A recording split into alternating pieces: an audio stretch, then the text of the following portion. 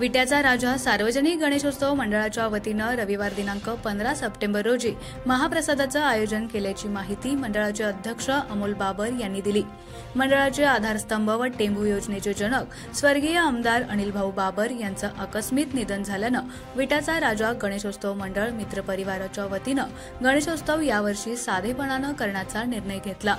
गणेशोत्सव साधेपणाने साजरा करण्याचा निर्णय घेतला असला तरी भाविकांसाठी मात्र विट्याच्या राजाची मूर्ती 10 दिवस दर्शनासाठी खुली आहे।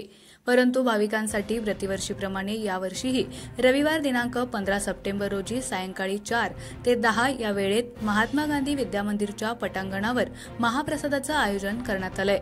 प्रतिवर्षी विट्याच्या राजाच्या महाप्रसादाचा 15,000हून अधिक भाविक लाभ घेतात। यावर्षी देखील योग्य व नेटके नियोजन करण्यात आले आहे।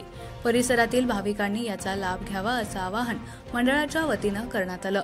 प्रतिवर्षी विट्याच्या राजाच्या महाप्रसादाला स्वर्गीय आमदार अनिल भाऊ बाबर यांची न चुकता उपस्थिती असते।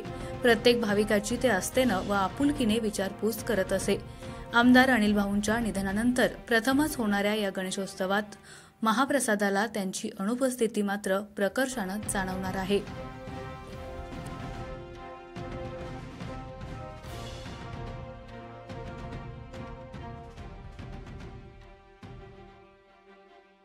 खानापूर तालुक्यातील एकमेव सर्वसमावेशक हक्काचं न्यूज चॅनल विटा लाईव्ह न्यूज चॅनल।